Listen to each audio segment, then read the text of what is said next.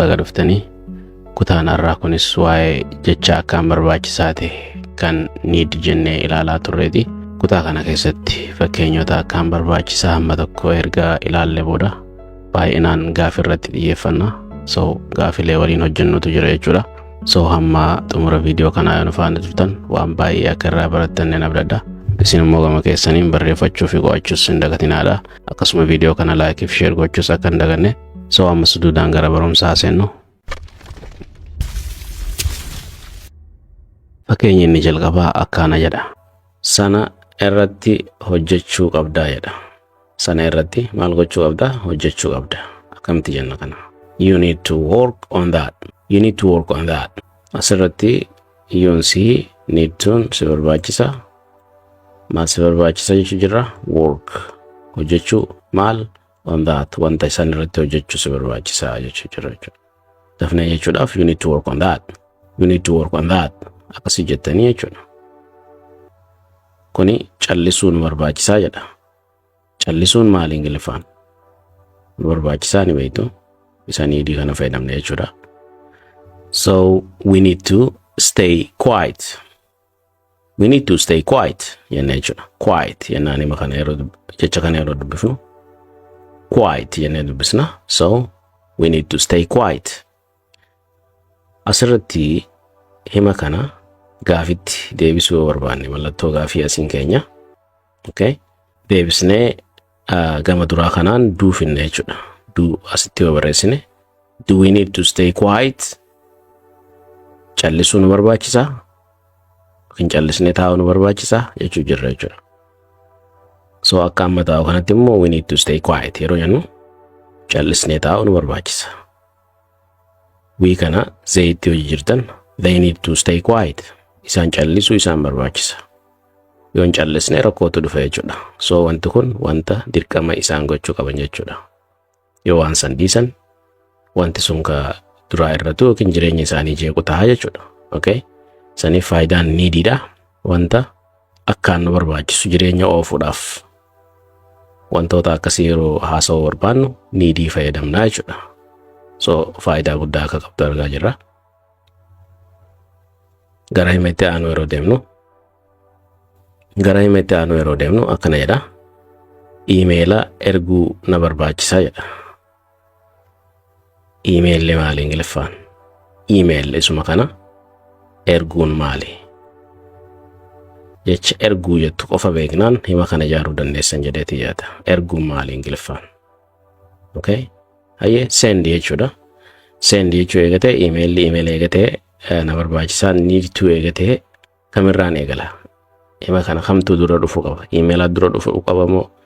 Okay, moo hima ana jettuutu dura dhufuu qaba? Anaan I dha waan taateef. Okay. I irraa kaana akkuma namni isin hin jeene I kanarraa kaana I need to send ergu jechuun maal send kana an email. Okay. I need to send an email. Akkasitti dafneen. I need to send an email. Ani need to na barbaachisa send ergu maal an email. Emaila. Okay. Kun immoo maal jedha? Bishaan dhuguu si barbaachisaa jedha. Bishaan jechuun water akka ta'e ni beektu. Okay. Dhuguun immoo drink akka ta'e ni beektu. Si jechuun you jechuudha. Barbaachisa yeroo jennu need to. So akkamirraan eegala? You irraan eegala? Isa kanarraan ka'uu qaba jechuudha akka Ingiliffatti. You dha waan ta'eef kun. Subjectiin isa kana waa'ee isaati. So you jetteeti ati jettee eegaltaa jechuudha. You maal jechuu qabna san booda need to kajoo kanaas finna jechuudha. Akkuma asitti agartan kana you need to drink water. Water jechuun bishaan jechuudha yookiin water jennaani. So you need to drink water. You need to drink water yeroo jennu bishaan dhuguu si barbaachisa. Gaafitti deebisaa hima kana. Akkami gaafitti deebistu? Do you need to? Okay. Isa do jennuun sani yeroo dubbifnu juu jennee dubbifna jennee kutaa darbe keessatti yoo yaadattani. So Do you need to drink water? Do you need to drink water? Do you need to drink water? Bishaan dhuguu si barbaachisa jechuu jirra jechuudha. Okay, now it is time to check ourselves by taking this test. So yeroo amma yeroo ittiif qorruudha, yeroo ittiif laallu jechuudha. Wanti baranne kun nuuf galaa jira moo nuuf hin galle jechuudha. So gaafiin jalqabaa akkas jetti. Namni tokko jechuma need jettutti fayyadame ala bahuu na barbaachisaa kan jechuu barbaadu yoo ta'e akkamiin jedha. Ala bahuu yeroo jennu mana keessaa alatti gadi bahuu jechuudha. So akkamitti akkas jechuu dandeenya. Saniifuu xiyyeeffannoon keessan ala ka jedhuu fi bahuu ka jedhu maal akka ta'e baruu isin barbaachisa. San booda ana jechuun maal jechuu akka ta'e ni beektu. So wantootaan jala saraare kanneen irratti xiyyeeffadhaa.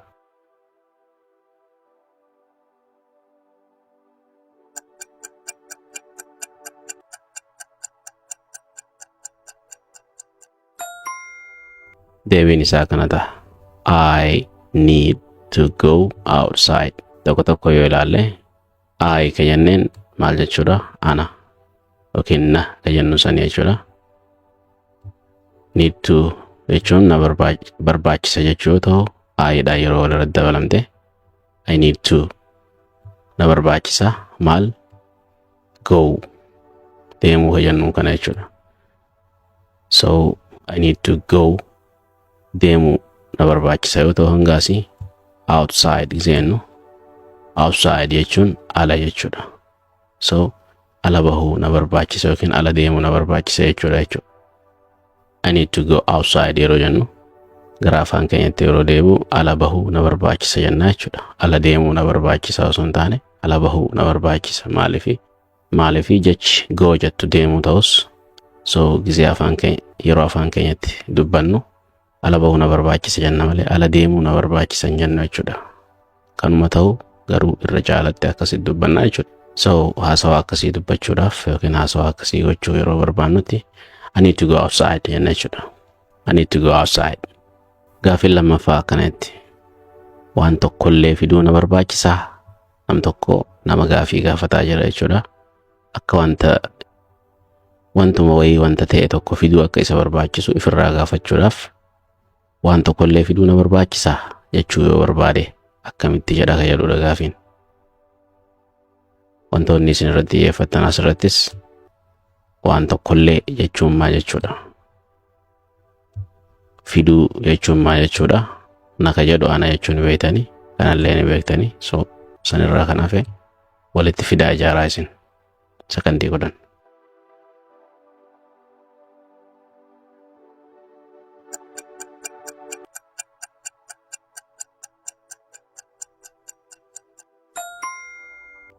Akkas ta'a jechuudha. Yeroo baay'ee akka dubbachaa turretti yeroo gaafii gaafachuu barbaannu do ka jedhu gama duraa finna jenne. So do I need to bring asirratti bring jechuun maal jechuudha jettani. Bring jechuun fiduu jechuudha. Okay. Do I need to bring fiduu na barbaachisa ammaasii jechuudha. Anything yeroo jennu waan tokkollee jechuudha. Waan tokkollee jechuudha jechuudha. So do I need to bring anything? Do I need to bring anything? Yeroo jennu waan tokkollee fiduu na barbaachisa jechuu jira jechuudha. Adiin isinii gala jedheeti yaada gara gaafiitti aanu irra deemnu akkas jedha. Doktora bira deemuu na barbaachisaa jedha. Akkamiin namni tokko ingiliffaadhaan doktora bira deemuu na barbaachisa jedha. Okay, doktora ka jedhu doktora ni beektu. Okay, deemuu ka jedhu akkam jenna na barbaachisa ka jedhu akkam jenna jechuudha. So namni tokko akkamitti doktora bira deemuu na barbaachisa jedha ingiliffaan.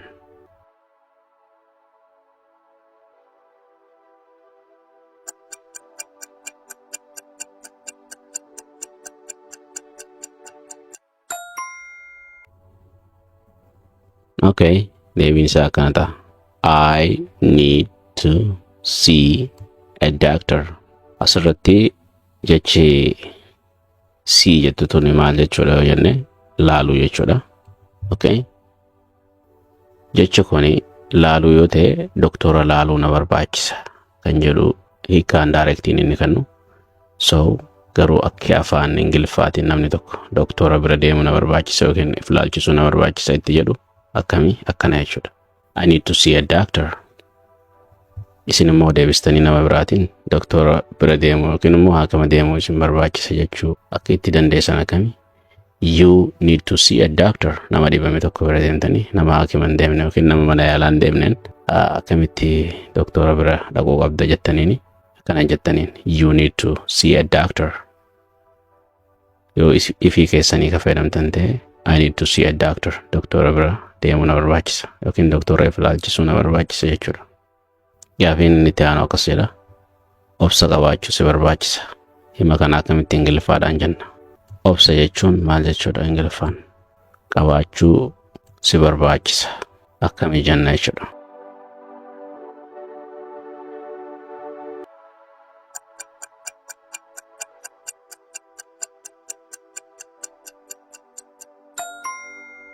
Akkas deebisaansa. You need to be patient.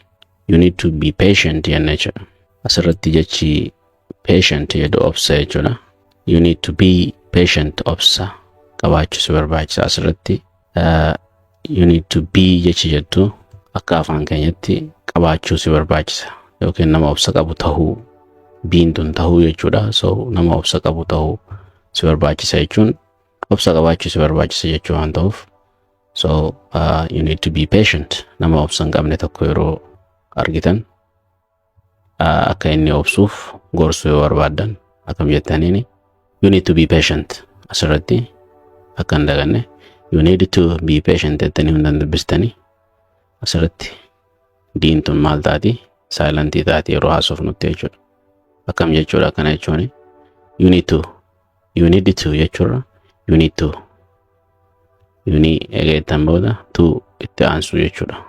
Barreeffama haa jiraattu malee sagaleedhaan dhaga'amuu qabdu jechuudha. So irra deebinee jechuudhaaf you need to be patient deddeebisaa jedha isiniif dhufe jechuudha. Gaafiin itti aanu akkanadha. Kana amma sirreessuun qaba jedha. Wanta sirreessuu qabdu yeroo sanitti amma sirreessuun qaba jettanii yeroo lafaa kaatan Ingiliffaan jecha sana akkamii jenna yookiin hima sana akkamii jechuu dandeenya. Kana jechuun maalii ni beektu jedheeti yaada. Amma jechuus ni beektu. Sirreessuu jechuun homaa jechuudha. Sirreessuun qaba jechuun sirreessuu na barbaachisuma jechuudha. Mee ijaaraa.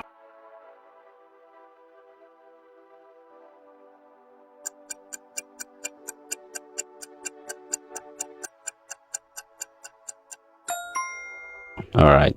Akkaneen. I need to fix this now. I need to fix this now. Akkasitti dubbifna jechuudha. As keessaa jechi amma irratti xiyyeeffachuu feenu isa kana. Fix jechuun maal jechuudha? Wanta bade sirreessuu jechuudha.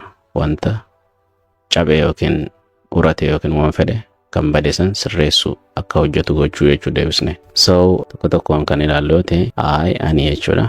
Kana jechuun ani jechi jedhu as keessatti eessatti ibsame afaan Oromootiin. Kana amma sirreessuun qaba. Ka qabu sun eenyu sihi jechuudha.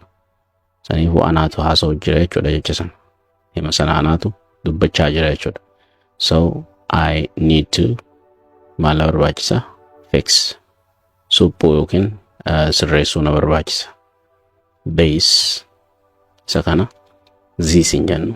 Base jettan fiitee arrabaatiin ilkee lameen gubbaa tuquudhaan jechuudha.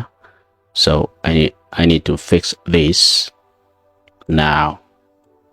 Amma jechuudha. Isa amma jennuun kuni naawidha. So dafnee jechuudhaaf I need to fix this now. Akkasii jennaa jechuudha. So gaafiin itti aanu kana jedha. Caalatti haasa'uu qabnaa jedha. Eenyu nuti jechuudha. Nama caalaa jedhamutti haasa'uu qabnaa osoo hin taane haasa'uu tokko xiqqoo haasoftee yeroo si dhaabsisan haasa'uu kiyya dabalataan haasa'uu na barbaachisa waan hin jedhu hin finne. So yeroo naa kannaa jechuu yeroo barbaaddutti so caalatti haasa'uu na barbaachisa waan kanaa yookiin immoo haasa'uu qabnaa jechuu yoo barbaaddu akkamii jettaadha gaafiini. So saniifuu jechi irratti xiyyeeffachuu qabdan caalatti jechuun yookiin immoo daran yookiin irra caalatti dabalataan jechuudha.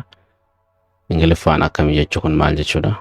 Haasa'uu ni beektu Okay, qabna ka jedhu na barbaachisa jechuu yookiin nu barbaachisaa ka jennu sanii kunifa soomee himaa akkasii tokko ijaara.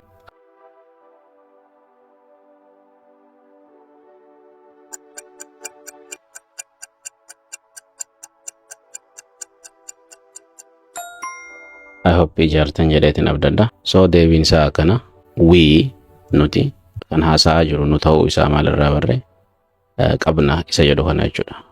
Yoo ana ta'e qaban jedhaa miti so qabna yeroo jennu nuti jechuudha. So nutiitu waan sana haasaa jira jechuudha.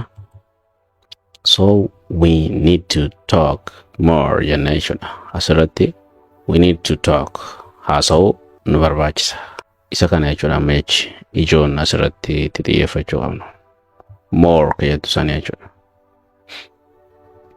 More jechuun irra caalatti dabalataan akkas jechuudha. So we need to talk more dabalataan haasa'uu nu barbaachisa. Wanta jennu finne jechuudha.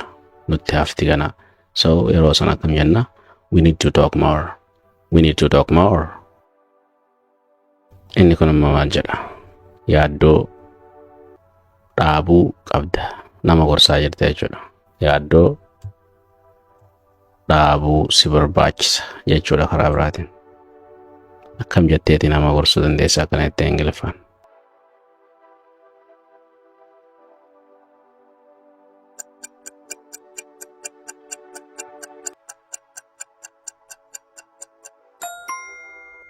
Deebiin isaa akkana. Akkuma beekamu you need to ngaasii beekamaadha. Si barbaachisa maal stop yookiin immoo stop jechuus ni dandeenya. Dhaabuu jechuudha. You need to stop dhaabuu si barbaachisa. Worrying jechuun yaadda'uu yookiin immoo dhiphachuu jechuudha. Yookiin immoo himuma kana karaa biraatiin yookiin jecha biraa fayyadamnee akkamiin jenna? Amma asii ofne jechuudha. You need to stop bothering yookiin immoo bothering. You need to stop bothering. You need to stop worrying jenna jechuudha. Karaa biraatiin akkasitti deebisne jechuudha. Karaa lachuutu akkasii jechuu dandeenya jechuudha. Inni kun immoo gargaarsa na barbaachisaa jedha. Namni kuni gargaarsa namarraa barbaadaa jira. So Ingiliffaan akkamittiin gargaarsa na barbaachisa jechuu danda'a gaafiin. So tokko kan irratti xiyyeeffattan yeroo hima kana ijaartan gargaarsa ka jedhuu fi na ka jedhus akka keessaan daganne barbaachisa ka jedhus.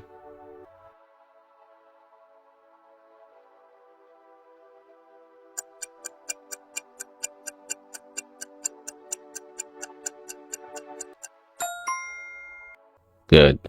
Deebisaan isaa kana. Jechuma sadii inninis I ka jedhu, need ka jedhuu fi help ka jedhu jechuudha. I need help. I need help. Na jechuun I yoo ta'u, need jechuun na barbaachisu jechuudha. Yookiin na barbaachisa jechuu jirra. Help. I need help. Gargaarsa na barbaachisa. Gara gaafii itti aanuu adeeminu. Gaafiin itti aanuu kana jedha. Wanti si barbaachisu jira jettaa nama tokkoon. Wanti si barbaachisu jira. Wantoota kanneen amma kan irratti xiyyeeffannu. Jechoota kana Ingiliffaan eessaaf kenname? Akkam jenneeti eegalla jecha kana hima kana. Akkam jenneeti hima kana eegalla. Sakandii 10.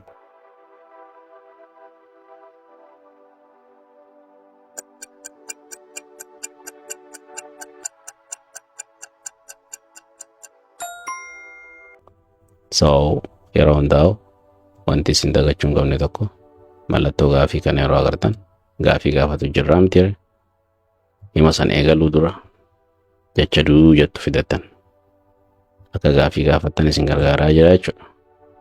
San booda hima kana kan haasaa jiru eenyu jedhu laaltan wanti si barbaachisu jira si jechuu jira jechuudha. Wanti si jechuun Ingiliffaan yuudha miti.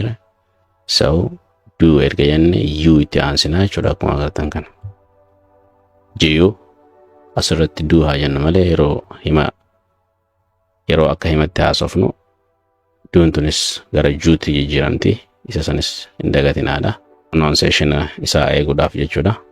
So do you isa do you jennu kana do you need ammaasi do you need yeroo jennu si barbaachisaa jechuu jirra. Anything wantummaan fedhe yookaan si barbaachisu jira yookiin wanta si barbaachisu jira jechuudha afaan keenyatti yeroo deebisu. Anything wantuma fedhe yoo wanta fedhe haa ta'u wanta si barbaachisu yoo jiraate jettee nama gaafachuu barbaadde akkasii jette jechuudha. Do you need anything? Do you need anything? Nam tokko gaafii kana gaafatame yes jedhe erga na barbaachisa jedhe what do you need? Namni sun deebisee maal barbaadda jedhaani. I need coffee please yoo jedheen maaloo buna na barbaachisa jedheen namni sun deebisee akkam jedhee gaafata. Do you need anything else? Wanti biraa akkas barbaachisu jira jedhee gaafii gaafachuu danda'a jechuudha. San booda yoo nun barbaachisne no thanks jennee deebisnaaf jechuudha. Gaafiin itti aanu akkanadha. Boqonnaa si barbaachisa. Siitu namaan jechaa jira jechuudha. Boqonnaa akka si barbaachisu sitti himaa jira jechuudhaan. Akkam jedhee boqonnaa si barbaachisa. Jecha sadiittiin fayyadamee jechuudha. Amma niidiin barbaachisaa akka ta'e ni beekna. You need to jennee eegalla. So boqonnaan maalidha? Isuma kana qofatti yaaduudha jechuudha.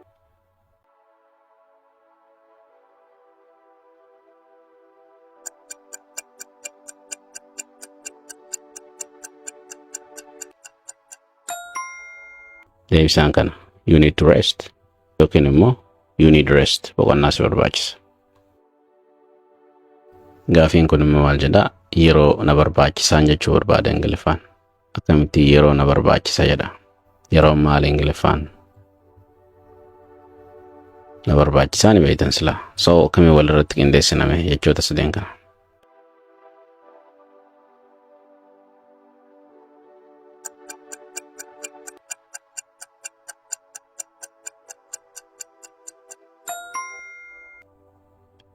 I need time. I need time. Yeroo na barbaachisa. Time yeroodhaan beektu. Gaafiin kun immoo kana caalaa si barbaachisaa. Kana caalaa si barbaachisaa jettee yeroo gaafii nama gaafattu Ingiliffaan akkam ta'a? Kana caalaa fayyaduu fi si fayyadu barbaachisa fayyaduudha jechuma sadii kunis.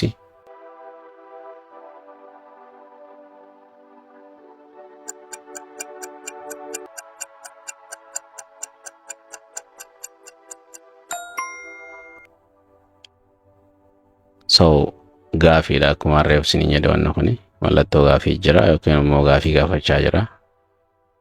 So akkuma duraan deemaa turre duun gama duraatiin dhuftee jirti. So do you eegallaa jirra jechuudha. Yookiin do you need more dabalataan si barbaachisaa jechuudha. Yookiin immoo kana caalaa si barbaachisaa. Do you need more? Do you need more? Pronunciation isaa akkasitti eeguu qabdu jechuudha. Do you need more jettus namni sumarraa hubata garuu pronunciation isaa eeguudhaaf yookiin akkaataa itti jennu eeguudhaaf akkam jenna? Do you need more? Do you need more? Asirratti gorsa na barbaachisa jechuu barbaanne akkam jenna? Gorsa na barbaachisa waanuma lama jechuudha. Gorsi maali Ingiliffaan? Kan jedhu mataa keessan dhufa jechuudha. Sakandii godhan itti yaada.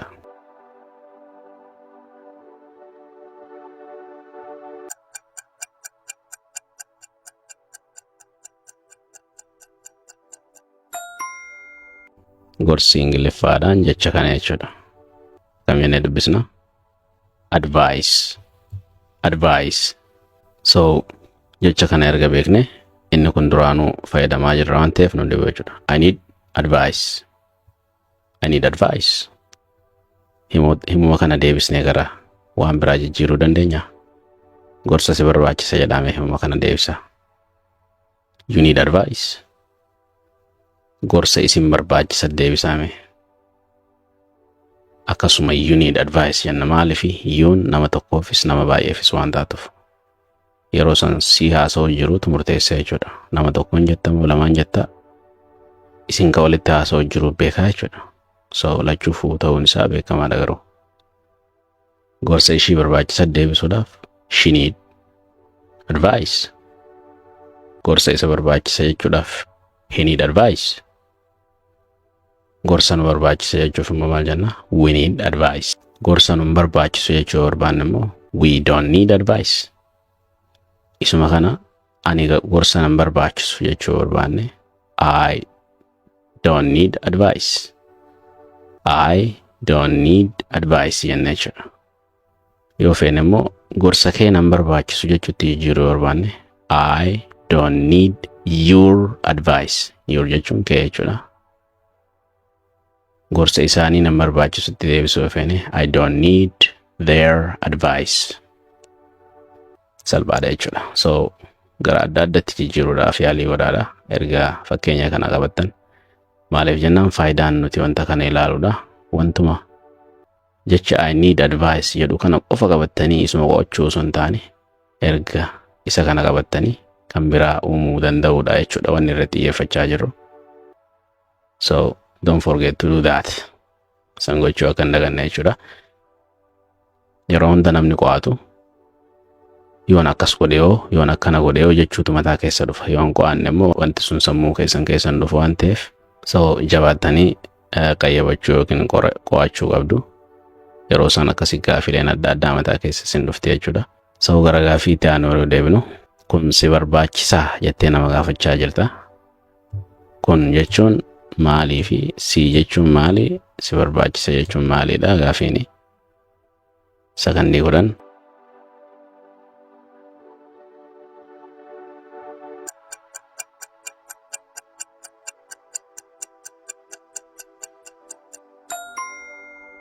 Do you need this?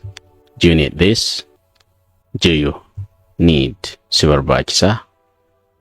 This isa kana agarsiisaa jirta jechuudha.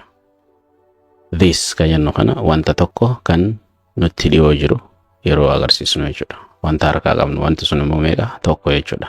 This gosa kana kan fayyadamnu. Okay.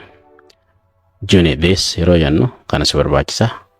Deebisaan kee no I don't need this. Yookiin immoo si barbaachise yes I need this. Kana na barbaachisaadha jechuudha. Yaada kee na barbaachisa jedha. Yaada nama barbaadda taanaan yaada kee na barbaachisaa. Yaada naa kan ni jechuu jirta jechuudha. Yaadni namaa kun maali Ingiliffaan? Yaadni yookiin ilaalchi namni sun qabu jechuudha kan ati isarraa barbaaddu.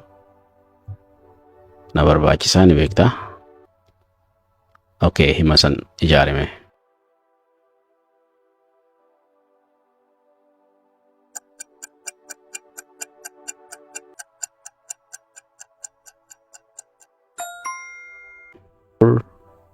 Opinion. So jechi ijoon kana. Opinion jechuun yaada. Yaadni kun maali? Yaada birarraa kan isa adda taasisu maali? Yaada namni qabu jechuudha. Maaliif namni hundi opinion adda addaa qaba.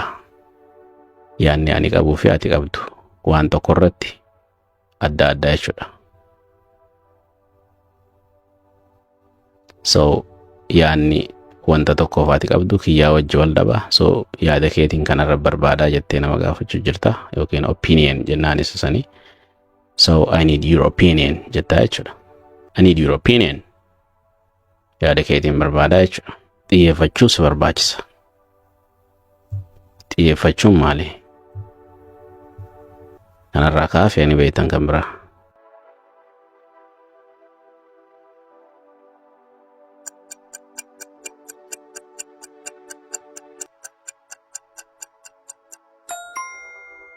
Deebinsa akkana.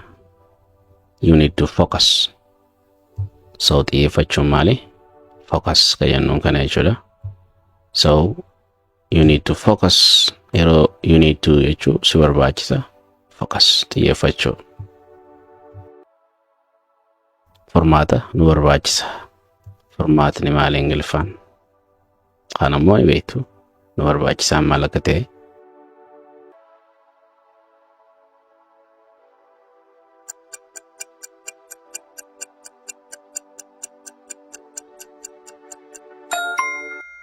Alright, deebisaan isaa kana. We need a what? A solution. Solution jechuun maali? Furmaata jechuudha. We need a solution. We need a solution. Furmaata nu barbaachisa. Nama tokko waan hin taane kan inni hojjetu yookiin immoo wanta inni hojjetu sun siif hin taane taanaan dhaabuu qabda jettaan. Akkamitti dhaabuu qabda jettaan sun. Dhaabuu si barbaachisa jechuu karaa biraatiin. Dhaabuu si barbaachisa yookiin dhaabuu qabda akkamitti jetta.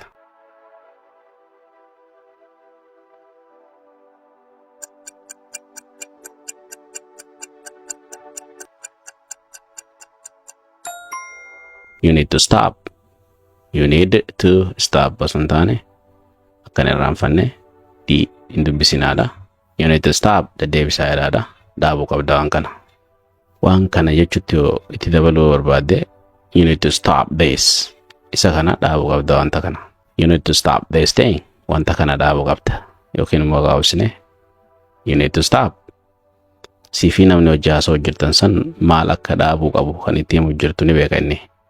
Haasoo yeroo haasootu san keessatti toopikni yookiin mata dureen isin irratti haasaa jirtan maal akka ta'e waan beektaniif saniif dilas babal'isuun isin barbaachisu you need to stop dhaabuu qabda yookiin immoo dhaabuu si barbaachisa wanta kana jechuudha. Barumsi keenya kan waa'ee jecha akkaan barbaachisaa fi guyyaa guyyaan haasoo keessatti dhageenyuu fi dubbannu jennee ilaalaa turre asirratti xumuramu ta'a. Isin immoo haasoo guyyaa guyyaan gootan keessatti galchuudhaan itti fayyadamuu eegaluu qabdu. Fakkeenyotuma asirratti kenname qofa laaltanii hin dhiisinaadha. Akkuma reefu jenne san fakkeenya isinii kenname gara hima biraatitti jijjiiruudhaan yookiin immoo gara fakkeenya biraa jijjiiruudhaan haasoo adda addaa kan afaan keenyaan haasofnu sanitti jijjiirrachuudhaan hima haaraa irraa ijaaraa deemuu danda'u qabdu jechuudha. Kutaa itti aanuun barumsa biraatiin hamma walitti deebinutti yeroo gaarii isiniif haa ta'u. Have a wonderful time. Bye bye for now.